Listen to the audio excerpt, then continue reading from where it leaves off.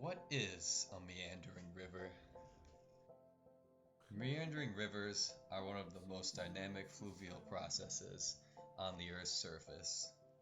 Meandering rivers are defined by their gentle nature of meandering lazily across the land. Meandering rivers behave in such a manner because they are always trying to find the easiest route to base level or sea level. Meandering rivers are one of the fastest changing features on the Earth's surface. They are constantly transporting vast amounts of sediment and creating new paths across the land.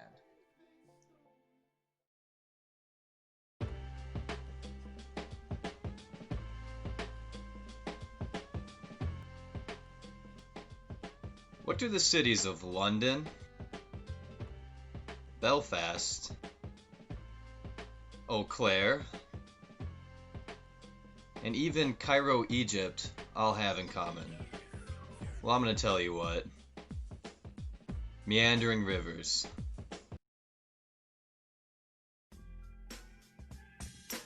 Let's take a closer look at Cairo, the capital of Egypt. Cairo is the largest city in the Middle East and Africa. And where is Cairo located? Right alongside the Nile River. At over 4,000 miles long, the Nile River is the longest river in the world, and it borders 11 different countries. Cairo is located at the head of the Nile's delta, where its waters begin to spread out into the Mediterranean Sea. The Nile's drainage basin is extremely large, extending more than 30 degrees north latitude, connecting several different climate zones. In Cairo, the rise and fall of the Nile River was very important to the prosperity of ancient Egypt. In fact, the Nile was so important to ancient Egyptians that they would measure its quality using structures called nilometers. These nilometers were relatively simple structures and very reminiscent of today's flood hydrographs, which we will get to later.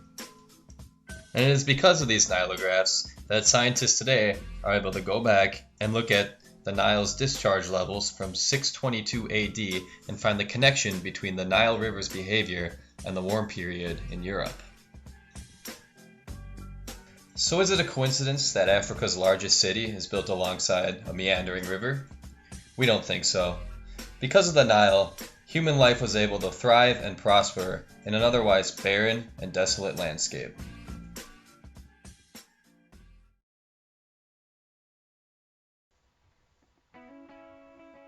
Let's bring things a little closer to home. The city of Eau Claire is a city whose existence is largely owned to a meandering river, the Chippewa. Because of this, there are many secondary landforms created by meandering rivers that are available for us to explore right in our own backyard.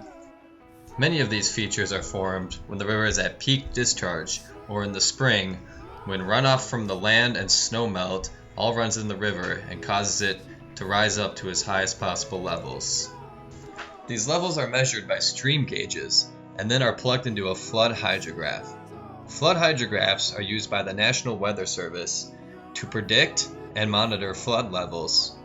These graphs are publicly available, and their data is used to track flood levels from day to day or year to year.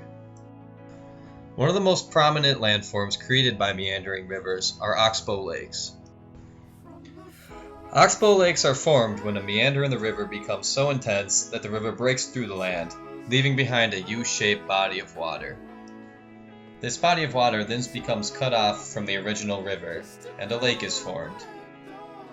Here in Eau Claire, Half Moon Lake is an example of an oxbow lake.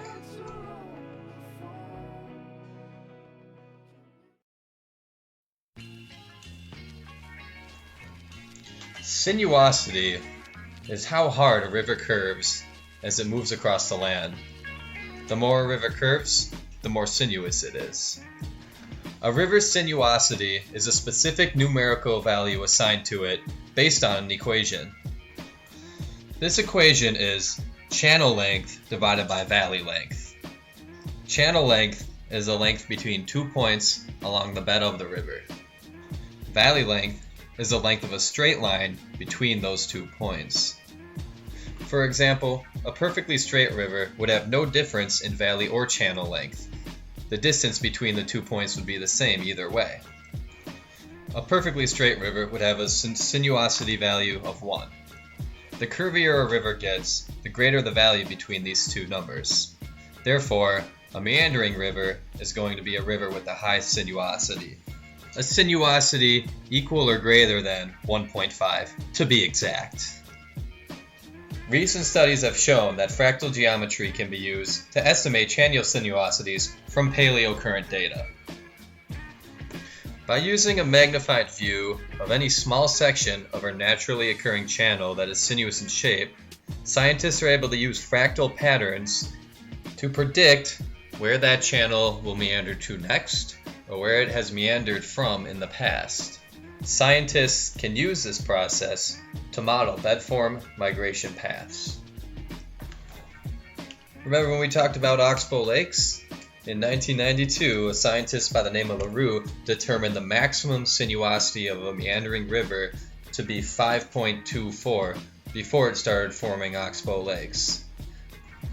If a river's sinuosity gets higher than 5.24, it will ultimately cut off and revert to an original course with the low sinuosity value.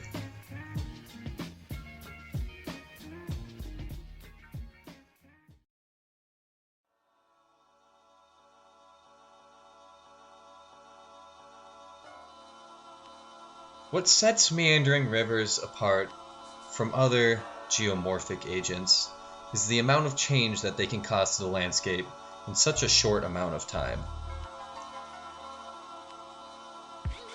Next, we will show you a series of photographs taken on a section of the Little Missouri River in North Dakota.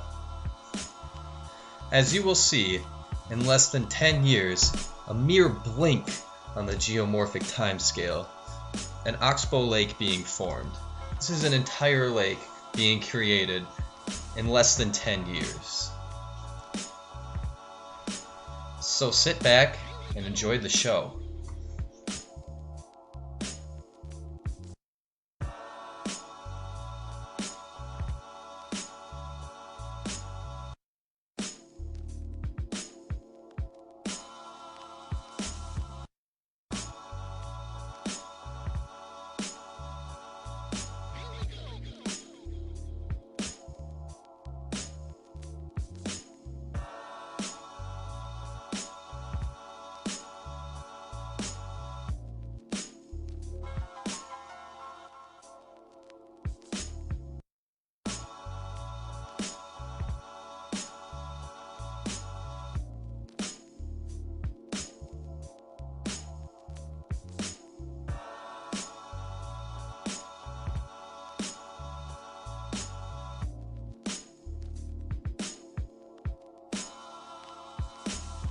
From Cairo to Eau Claire, these unique rivers shape the landscape, wherever they decide to meander. And as they wander across the land, they not only continue to shape the earth, but our hearts as well. We hope you enjoyed this comprehensive look at meandering rivers.